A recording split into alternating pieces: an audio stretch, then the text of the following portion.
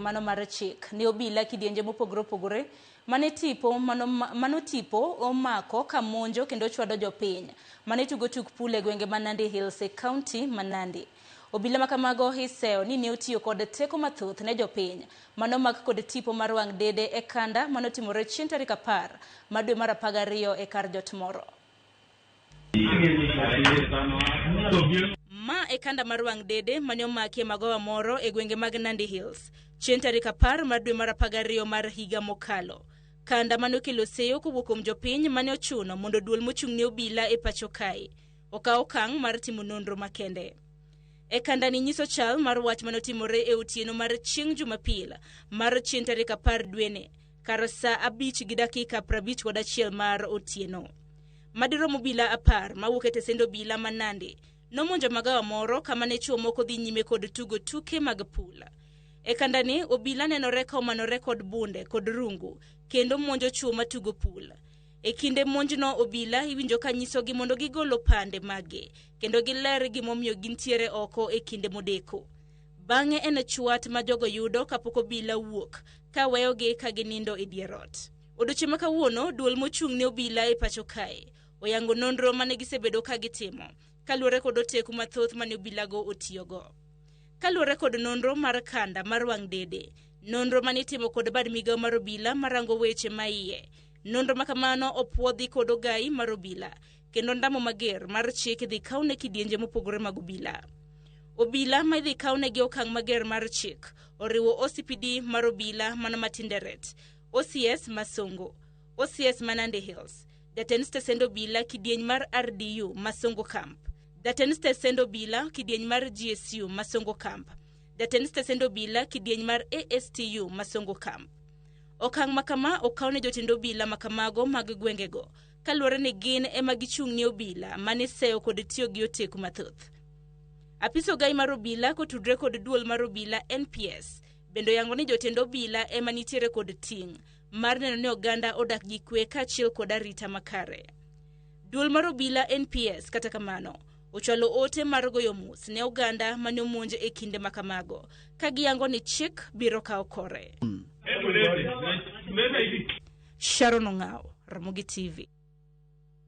Kopogore gi manyakoronga jwang' jatend duond bura mar Wiper Patriotic Front Kalonzo Musyoka owacho ni biro bedo matek ne ugai mar ODM Oburu Ginga chopo lek mar tero oganda jo Kenya nyaka Kanana kaka mosenindo Raila Odinga nochano. Koloso e kinde manochiwa Yanga bus e skul mar Miumbuni mayudore e sub-county ma Kathiani. Kalonzo ne oten kod nyawadgi Justin Muturi oseyo jatend piny William Ruto kuom rem rango makare weche mag demokrasia ma pacho ka. Kalonzo omedo bende ni jatend piny William Ruto osiko kalungo nyinge kinde duto ma obago romo. Mamano nyiso ni en achiel kuom yore ma otiege nyinge e kampen mare. Ojiwo Ruto mondo omany yore mag bero ngima uganda jo Kenya. Paro mosir kod jaod bura ma Kathiani Robert Mbui. Anaitwa Dr. Oburu anasema tutaenda Canaan lakini tutapitia Singapore. Hii ni mambo ya kuchekesha. Kwa sababu Raila ambaye amelala ambaye tulimpigia kura kila wakati, si ni kweli? Alisema tuna safari ya kwenda Canaan. Sasa ndugu yake mkubwa alipochukua mamlaka acting ya chama cha ODM akasema akafikiria ndugu yake alisema tunaenda Canaan sio Singapore. Naye Ruto anasema wanaenda Singapore. Sasa Oburu anasema tutaenda Canaan tukipitia Singapore. Yaani wanaona wa Kenya kweli na wao wanasema sisi hatuna akili. Yule ambaye amepotelewa ni akili ni Ruto ama ni sisi? Jatend migawo mar jotije piny owacho Geoffrey Ruku oseyo kweth mapingo piny owacho kuom keto siasa ewi monj mane otimne jatend duond bura mar DCP Rigathi Gachagua e gwenge mag Othaya e kaunti ma Nyeri. Koloso e kaunti ma Kirinyaga e kinde mane ochiwo chiemb kony. Ruku wacho ni okang' mane kweth mapingo piny owacho okawo mar tero ywak margi ne IBC motelo ne yiero maduong' kaachiel kod ng'anyo mamuol mabende ne gitimo e apise ogai mar obila ok bi kelo lokruok moro amora ne kisera mar yiero mar jatend piny William Ruto e telo mar ariyo. Ruku seyo Gachagua kuom timo siasa mapogo kendo dewo oganda mawuok e dhot achiel. Komedo ni oonge agenda mar riwo wi oganda jo Kenya kanyakla. Jana nimeona wameenda pale katika ati IBC. Wameenda huko kwa IG. Don't tell them. Hata kama wewe Rigathi Gachagua kama ni nani utakuwa Inspector General of Police. Ama ukue chairman of IBC. Wapi? Rais William Ruto na serikali yake tuko ngangari. Iko imara. Kwamba ikifika 2027 tutauza sera na yale ambao serikali ya Mheshimiwa William Ruto imefanyia watu ya Kenya, ili watu hawa Mlima Kenya watapiga kura mapema waachia kwamba William Ruto amerudi kama rais wa Jamhuri ya Kenya. Losi mar siasa medo tedore motelo ne yiero maduong' mar higa mar 2027 e kinde ma kweth mobalo kod sirikal nyocho monjo log tich maduong' mano mar IBC kendo nochiwo siem mager ne kweth mar Erastus Ethakon. Jotelogo ne opedho dwaro mopogore ne IBC kaka yo mar bedo kod yiero maratiro. Poni dwarogo ok otimore gi buogo mar dok e ndara e chuno dwachgi. Kaka jafwamb mar siasa Chris Owino leronwa, magi ng'ur mag bedo gi yiero mahuyanga kosen mana ywayo ng'ich e kindege.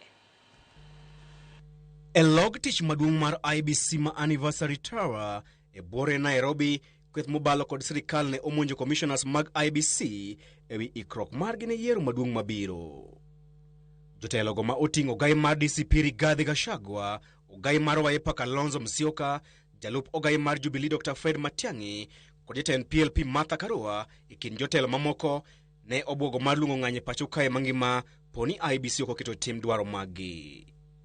Moko kuom dwarogo en ni IBC nyaka ng'ad oko rak margi kod kambi machiwo masini mag yiero gi lony manyasani mar piny Venezuela mong'ere ka Smartmatic. Ging'ur ni kambi mar Smartmatic ne orembago yiero maratiro e higa mar 2022, yiero mane okwed kod riwruok mar Azimio e doho mamalo mogik. Bende giwacho ni masini mag yiero mag Smartmatic ne orem yango jogombulu e yiero maduong' mar piny Uganda e dwe mar achiel higani. Kopogore gi mago, bende giwacho ni kambi mar Smartmatic ne oyud kod ketho mar kawo asoya e tayo yiero mar piny Philippines kod bad migawo mochung' ne ratiro e piny Amerika higa mokalo. Kaluwore kodgi, magi gin neno moromo mayango ni kambi mar Smartmatic ok nyal bago yiero mabiro e yo maratiro kendo orak margi nyaka ng'ad oko. Apar ka en kare mondo waginene wajwang' ka joma ochich ni dhi yombgi e yiero ni mana nomiyo koro gik magiwacho gik mondo wadew. Ok en kare. Wapar ni higa 2017 joma ne nie sirikal ndalono mane iluongo ni riwruok mar Jubilee kane ODM kaachiel gi riwruok mar NASA ogolo ng'ur kuom weche mane nitie, to ne giwacho ni ooyo ngang' chal ka gima jo NASA gi osechich ni dhi yombgi, nikech koro dhi yombgi koro gin gidwaro ni mondo mi giwach ni yiero ok dhi bedo kare. But gikone kane buro dhi mbele Supreme Court, wanyaparo ni Supreme Court nowito oko yiero mar Ker Uhuru Kenyatta kaluwore kod chenro mane ok oluw kare. Supreme Court nokodewo ni Uhuru oyudo kura di, nikech ne giwacho ni yiero ok en mana numbers, yiero bende en process madhi golo numbers go. Aparo nego winjgi awinja mondo winjni gima giwacho en ang'o, ok en gima nigi tiende, to mondo chik it mondo los kama inyalo los. Ano ka en na koko gi drama, ok ane gima gitimo manyien opogore gi gik magisewacho nyaka nene, to gin gik mana gikelo siasa, gidwa ni gidupi. Gima gitimo issues magikelo manyien ok ane, nikech most of these issues mane nitie weche mag yiero ne obedo discuss boomers mokete NADCO mano odhi olos chik mar loso process ma yiero manyien, moyier commission manyien. To process no te ne gintie ma achiel kuom joma no chair process no ne en Kalonzo Musyoka mane en co-chairperson mar NADCO process, kendo ne opposition obedo represented kaka gi migepni mopogore nyaka Kalonzo no obedo represented Koki Muli sama ne loso committee mane yiero commissioners mag IBC. Edwaro machielo, kweth mobalo kod sirikal oramon jatije maduong' mar IBC Marjan Hussein Marjan nyaka gwe tao kata teng' lwete mogo motelo ne yiero maduong' mabiro ka giwacho ni gionge kod yie kode. Mabiro bang' Marjan medo orak mar kambi mar Smartmatic kapok ogwel commissioners manyien mag IBC kata odoko ni riwruok mar Azimio ne ochwalo ng'ur margi e kinde romo mar NADCO ewi yiero maduong' mokalo. Moko kuom josiasa masiro lwedo sirikal mar broad-based to wacho ni magi gin ranyisi ni kweth mobalo kod sirikal oseywa ng'ich ni idhi logi e yiero maduong' mabiro. Kata mana ng'ama yombo no pod dwaro yiero makare. Kata ng'ato dhi yombi kata ng'ato dhi yombo, IEBC onego chung' ni yiero makare, ma kata koyombi kodi wach na diro yomba yo makare, or kiyombo tibi mor ni yombo yo makare nikech yiero ne en kare. Omiyo ka gidwaro ni mondo analyze gimoro ma giwacho ni mathematics osetimo marach, to wakwayo ni mondo gikaw gino mondo gitere court mondo yal. Kokamano to gibede stakeholders meeting sama IEBC luongo stakeholders meeting to gi raise issues gi to ginyal luongo press conferences ni gichiwo ultimatums. Kech mano gidwaro mana kelo koko, gidwaro mana duo pi, ok gin joma dwaro ni mondo kel reforms. Kopogore gi mago, bende gidwaro ni IEBC obed kanyiso jo Kenya ikruok margi ne yiero maduong' mabiro bang' dweche adek kaka yo mar miyo gi geno. Aneno ni gin gi wach monego winji ka nitiere to kuom jogo machiwo lony manyasani e wach mar yiero. En wach manyaka winji nikech yiero no ji onego dhiye ka ji nigi adiera ni joma chung' ni yiero no dhi timo ratiro kendo gidhi bedo kare gi yiero no. Wach moro mar ni giwacho koko manyocha otimore by elections manyocha kalo. To koro gidwa blame IEBC. IEBC chung' ne yiero. To ka IEBC chung' ne yiero, josiasa ema samoro kelo koko gi weche ma giwacho manono to gi mobilizing joma kelo koko. And part of joma wacho weche ma inflammatory, ma incite jopiny, gin joma gin go kanyo. Chris Owino, Ramogi TV, Nairobi. Kopogore gi mano, eni joriemb apiko mantiere bwo riwruok mar Umbrella Bodaboda Association of Kenya ojiwo tend weg nyamburko mag matatu mondo yie obed kodgi e twak motelo ne ng'anyo mar matatu mochan tim chieng' wuok tich mar juma mabiro. Kaka Efi Nyakidi lero, giwacho ni ok en kare ni weg matatu moko bwogogi mar ni tij riemb apiko en mana ohala kaka ohelni mamoko. E twak margi gi jofwambo e boma ma Nairobi, tend joriemb apiko ma e bwo riwruok mar Umbrella Bodaboda Association of Kenya nochiwo dwondgi kotenore kod ng'anyo mar matatu michano chieng' wuok tich juma mabiro. Giwacho ni onyalo bedo kare ka tend weg matatu oyie bet kodgi piny e twak mar manyo yore mag tieko lwenje mosebedo e kindgi kod joriemb apiko. Wenzetu wako na viongozi wenzao wa matatu na sisi pia tuko na leaders wa bodaboda kama vile nimeko hapa na viongozi wenzangu wako hapa. Kwamba before kwanza tuingie kwa barabara, maybe kuharibu uchumi ama na tumetoka January ama kuharibu najua kila demonstration huwa tunajua demonstration hakuna ile inakuanga peaceful. So tunasema wenzetu kutoka kwa matatu wakuje tukae chini tukue na engagement na wale stakeholders wa matatu na hata polisi kwa sababu hakuna mtu akojua sheria. Gilero ne weg matatu ni e kinde mora majariemb apiko otiayo mach kendo wang'o nyamburko gichiwo ranyisi mar riwruok jariemb apiko no mar chiwo yot e fwenye. If matatu operators insist that bodaboda operators touch their vehicles, we shall also demand evidence and from which circle those who are doing those who are touching those matatus come from. And lastly, we shall also demand the resurrection of bodaboda riders who have been maimed by reckless matatu operators. Sisi tumeimba kutoka kwa ile last administration tukisema kila mtu aingie kwa sako. Wale watu ambao wanafanya uhalifu hawako ndani ya sako, si rahisi kuwapata. Jip margine obila en mondo gitim nonro makare mandi ya chije duto mitudo gi wang'o nyamburko. Bende giwacho ni weg nyamburko kik bwog ngimagi wirani riemb apiko en ohala kaka mamoko kendo lwasi mar ohala dwaro kwe. Wale watu ambao walichukuliwa footage cameras wale walionekana kwa hiyo video polisi wafuatilie, investigation ifanywe na waweze kushikwa. Hata sisi kama viongozi wa bodaboda na viongozi wa matatu tuna make sure tumefagia wale watu ambao wanatuharibia biashara kwa jina ya bodaboda. Lakini vile vile pia watu wa bodaboda wa matatu wasitushie ati watakuwa na kamjeshi, ati watakuwa na mongiki. Hii vijana wote sisi tumereform. Hawa vijana watu tumereform na hatutaki kutishana. Sisi wote tunafuata sheria. Tukisema tutishane, then sasa tutaenda mahali ambaye hatufuati sheria. Ng'anyo mar matatu wachore ni biro thiro chenro mag wuoth chieng' wuok tich ka riwruoge mamoko mag joriemb apiko bende ochiwore mar ting'o jowuoth e nengo molor. Efi Nyakidi, Ramogi TV, Nairobi. Nyakoro mgajwang dakika na pago chiko toksa chiel mano mamidhiambo kapoko koyo matina no mogo kuomu bende oro ote yoro no le mago machok arede ka uchiel no mbui mago ganda bende biro ni achiel ka chiel ano kanyo ote mar Rolex kiwuok komolo iwacho ni news bende no yo makare intiere koda mama Quinta Akinyi mantiere e gwenge mag Nyakamenya.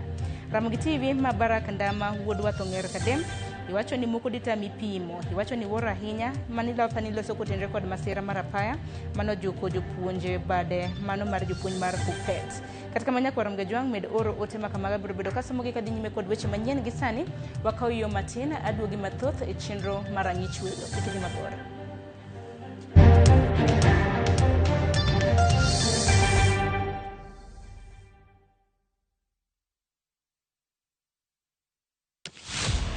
E chuny weche duto rawere nigi duola paro ka achiel kod chia wajo Kenya wate but wan gi cultural background gi kuma wae gi homes wa ma e thor wach tich abich ka tich abich wayaw pap ne rawere mar winjo duondgi mar winjo pachgi gigo magido chunygi to kod lek magin godo. So vijendo wuon gine ma oningo gichak mobilize themselves gi support each other one another mondo koro giyud kaka koro gin wa negotiate mbele kacha e weche mag somo ngimagi tije to kata mago mag ringre gichomo kanye sani koro nyaka jogwa lok pachgi mondo ging'e ni wadwa tiyo ne jopiny kochakore saa 4 okinyi nyaka saa 7 an Joyce Oduor ane jamadar mar yie jomatindo kik bai.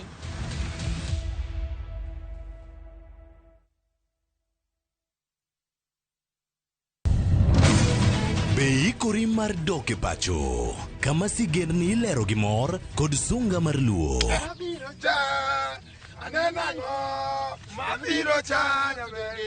chakre weche hera mamulo chuny anyuola timbe machon nyaka sigendni madongo mag kit anyuolawa mapakowa magi ok gin mana sinema magi gin sigendni magwa ka oko mana chikni emomiyo koro sani wabedo kaka familia kar nyamerwa dhok ma wawacho koko mag nyierowa kit luo kod sigendniwa nenore ayanga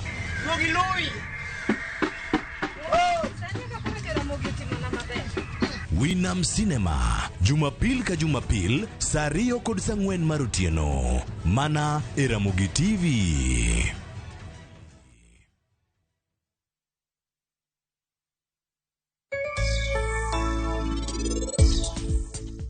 An achako gombo diere manantie ga gi Rajiv. En ang'o momiyo an achako gombo diere manan ga gi pari? Sani koro onge tende mondo an apar giko te. Sani Rajiv en jod niti. Ok ber kata ka an apare.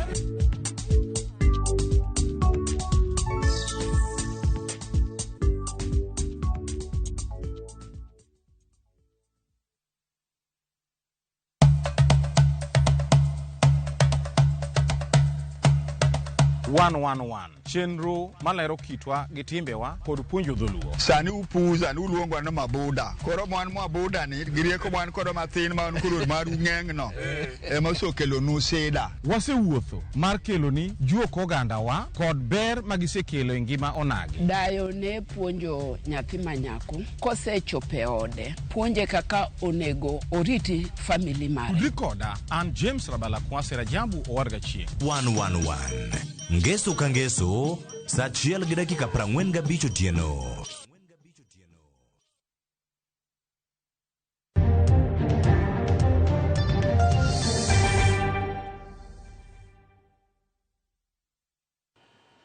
Nyakorongo jwang dakika ni 23 tok saa 1 mar odhiambo machiegni wadhi nyime kod weche manyien mag ang'ich welo. Kwadhi nyime Nyakorongo jwang obila kotenre kod ruodhi e location mar Suna Oruba. Dhi nyime kod tima pedha ne jokuoge mosebedo kamayo oganda mwandu. Kabende e kuonde dak mopogore ma oting'o Oruba e kinde ma jodak e kinde thuolo ma osebedo ka ohala bende gisebedo ka girocho chala mano mar arita kwe e boma mano ma Migori.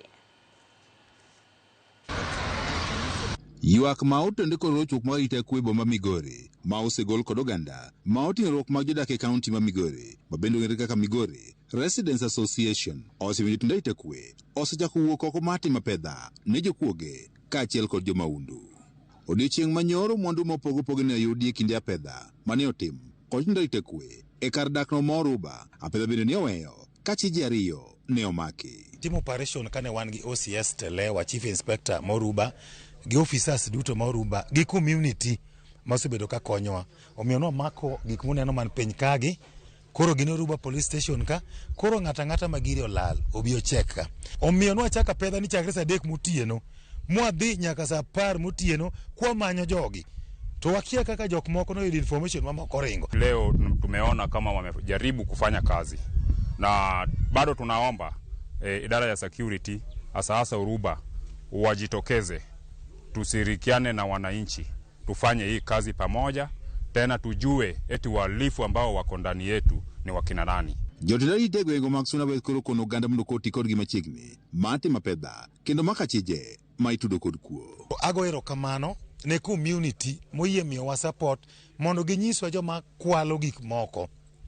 Jok moko no ringo to nitie be mano mako gintiere custody ka warito mondo tergi e court. To en onyo ne joma pod thago ji ma terrorize Yoruba ka. Ndalo gi chuok ok wabiweyogi nyaka the last minute. Oganda modak e kuonde dak mopogore opogore ma oting'o Ruba osaka kaachiel kod Onyinjo osebedo kaywak ni koro osebed ka imayo gi mwandogi kod jokuoge kaachiel kod jonjore. Chopo saa 2 to ka ng'ato dwa dhi ode to parore apara. Mondwa imayo, vijende imayo ji gik moko. Kendo kiwuok odi kiwuok e tich kidhi e odi tiparori apart. Jokamerogo mag oganda modak Migori, mabendo kaka Migori Residents Association, ka otele kod jakom margi David Ogweno, wach ni nitie pinyni ema kuom genge ma oting'o Ruba, mabende nyaka sani koro koromo saa 2 motieno, oganda ok nyal wuo mayot. Wasebedo gi problem. Migori osebedo town maduong' mok wanyal keto curfew e yo ni jo ok nyal wuotho from saa 2 kadhi e udi. Wan gi area moro kama chakro Onyinjo ka, to luwo Pesoda, to dhi Kamadaga, to dhi nyaka Lamu. Jo ok nyal wuotho chakre saa 2. Security Moruba ka okethore.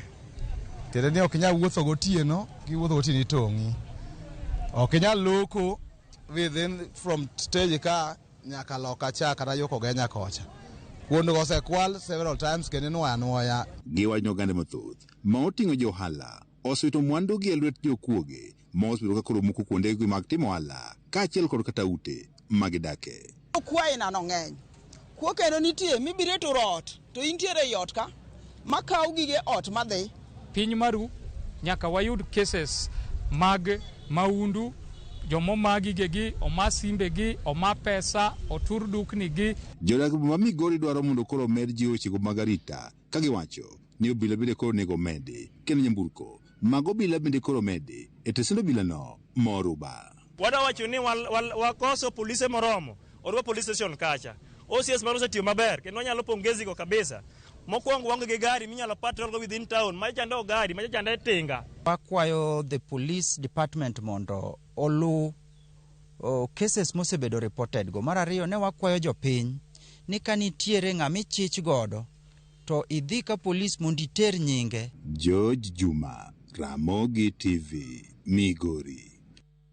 Johala maromo chiko e kar dak Mangumba mayudore Kasarani olalo mwandu manengo gi poko yangore tok mach maduong' wang'o dukni gi odiochieng' ma kawuono.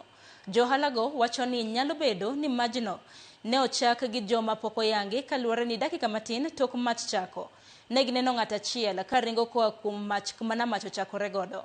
Gidwaro mondo bilo tim nonro ewi majno ka giwacho ni ne gichano mano mar dar kanyo e dwe manyien mano mar 2.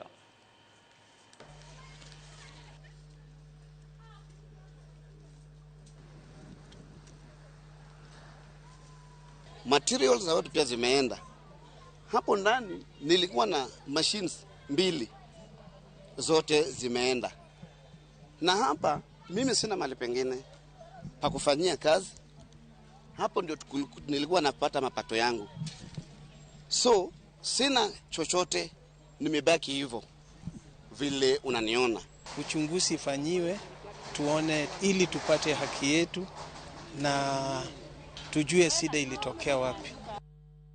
Kopogore gi manya korom gajwanga tire county makisi kama nyithindo moheo 10,000 kod 8 mantiere skunde mag nasari e county makisi koro dhi winjo ber kowuok e chenro mar chiwo chak mitayo kod tend county no.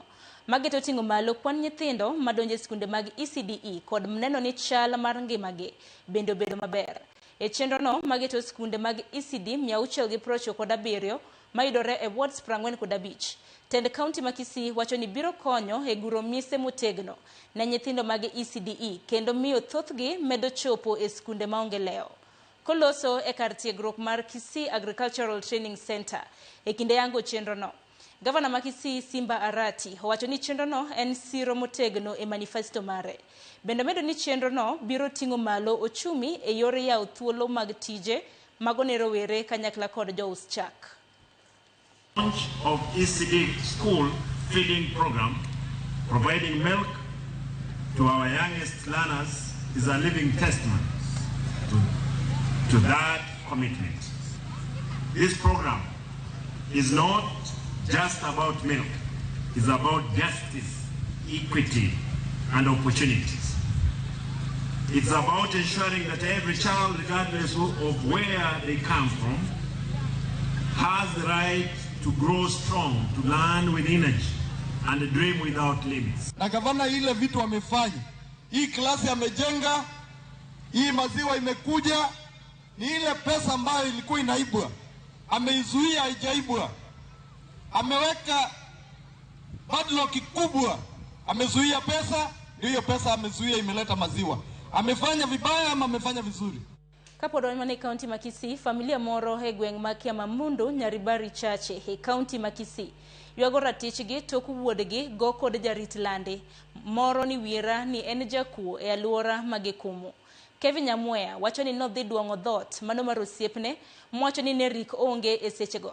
Temano chak luonge ni jakuo kendo goye nyamina nega. Anyuola mare nogo lipote stesendo bila ka bende rawerano noyudo hinyruok maricho. Ruoth ma Kiamamundu John Odande oyango wachni kolero ni nonro osechak tim.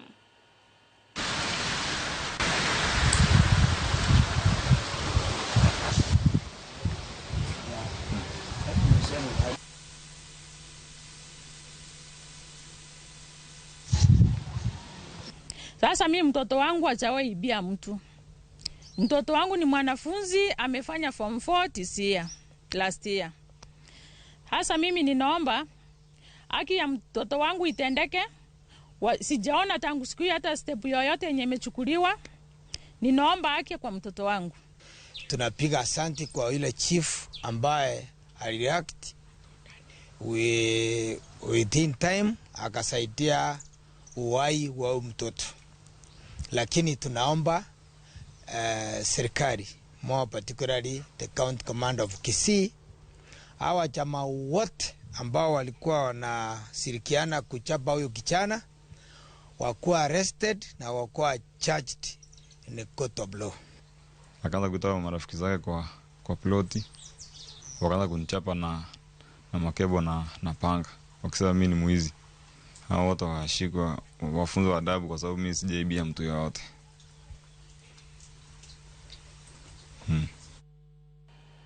Nyakorongo jonko pogregi mano haduke sigana maben wachako godutieno makawuono kama ng'ata chiel owito ngimane maka jomoko 14 bende yudo thieth e subtende mopogore tok matatu tuomo gi odhiambo makawuono oko mar skund primar ma Jamhuri mantiere Buore Nairobi. Jopuonjgo mana nitiere yiero margi mar Kupet matatu mane bregi ochot ne ogweyo achiel kuomgi mawito ngimanegi kanyo. Joma moko mabende noyudo hinyruok noring godo e od thieth maduong' ma Kenyatta National Hospital kachiel kod mano mar jigiwegi mar Guru Nanak Mpisha.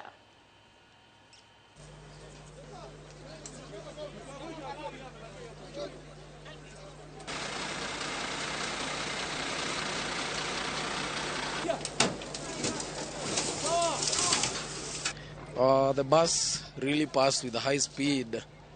Myself, I was at Transit Hotel, then Nikipita. The only thing that has saved my life was some 2 private cars that were ahead of it, and it was at a very high speed. And after imepita, kitu nimesikia was just a bang. It was a bang now at the gate. And from there, I understand that it has just carried away some lives.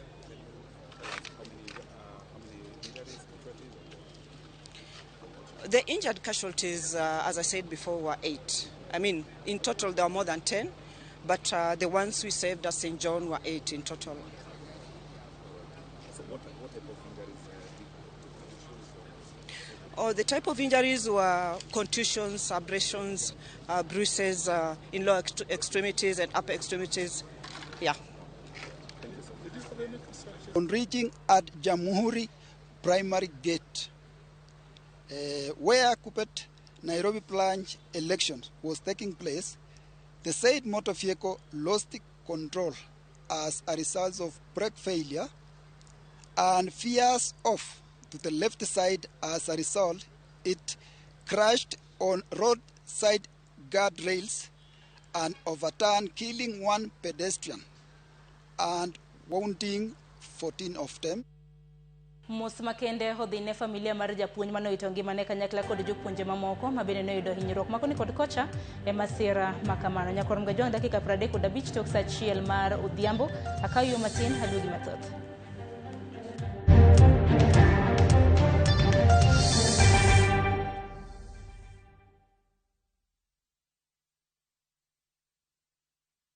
Kinde mathoth kwand siasa igoyo gi malo. To mondo duoko yudre, jopiny ema nyaka theg jochung' e debe. Biro bedo nade? An ka wacho pacha, to kanya gomba ahinya ni josiasa gi omiwa direction. Nikech gise mislead wa for a long time. E kinde ni maduond buche siasa osechako manyo siep ka gigoyo kwand debe ma 2027. 2027 udong dakika mathin wanene mbele kacha. Wawuoyo gi jo UDA sani. Wan UDA kende mwago mbaka. Tiende niya, William Ruto kende mwadwa wuoyo ge wach. Tudri kodan George Bati, Jumapindni kochakore saa 1 odhiambo e ratil mar kwand siasa achiel kachiel kowuok e boma ma Kisumu.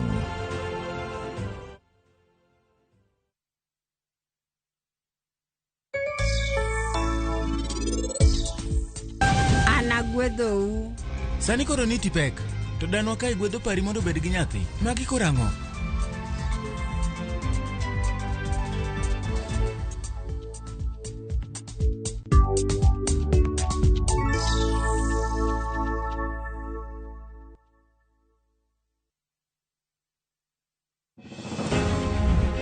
E kar chakruok, wach ne nitie. Wach loso mbaka. To mbaka igero godo piny. Mokwongo dongruok maduong' en ni pesa nyok dhi e counties. Wach bende nyaka kol. Manon iye matut. Nitie josiasa masegwenyrago on principle.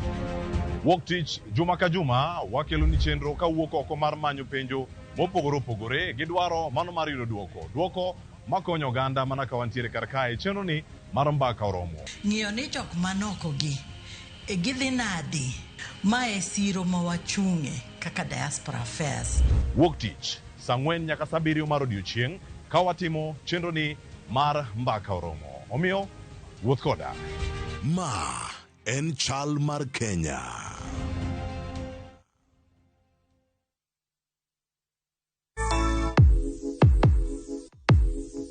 Donje piny manigi nyadhi.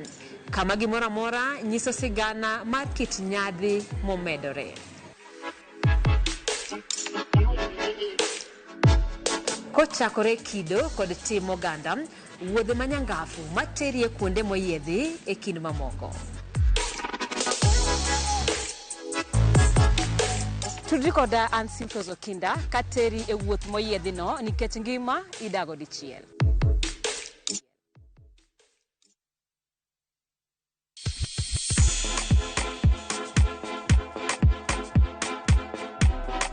Be isei korine miel? To bendi sei korine thumbe mamit manyien manyasani? Wakelo ni mixes malit kabisa kod miel manyasani. And of course ngeso ka ngeso nyakumga jonta Krista Mwena nyaka sauchiel. Cheki melanin top imeweza. And of course Hilo bwana. Chenro en Lundagma.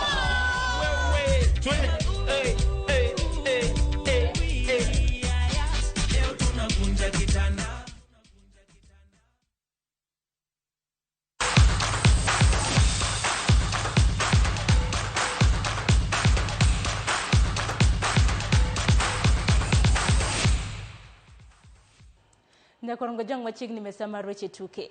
Tim mar Gor Mahia oloyo Sofapaka gonde 3-0 e tugo mar lig manogo e alap matuke mar Nyayo.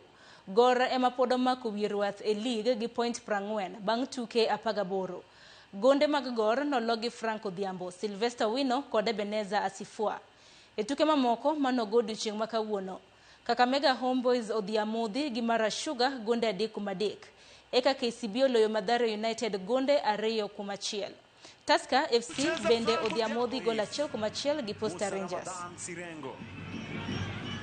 Jackson Joang Mula inamimina ndani tena, nafasi nyingine Sylvester Wino. Ni siku ya walinzi hii leo, ni mabeki wanafunga za crossi. Joang alienda juu kabisa ndani ya kamba zile, kashangiliwa na Sylvester. Sirengo Sharif amemtoka Stephen Boni Ronaldo. Sharif itakuwa ni nini? Ni mkwaju wa penalty. Ebeneza 3-0 kwa Kogalo. Well, I think we were tactically very sound. We played today's game at ease.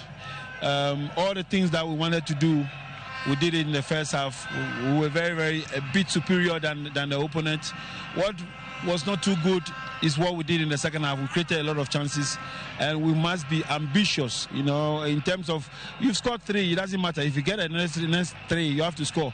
That was the only thing, but I think we can only be proud of the boys. Tatizo leo naweza sema wachezaji hawakuweza kujituma vizuri. Ukiangalia kuanzia mchezo uanze mpaka mwisho tumekuwa somehow wazito. Hakukuwa na ile cohesion leo. So niko sure kama next game tutawork on that tukuje poa, but leo kusema kweli leo hatujacheza vizuri.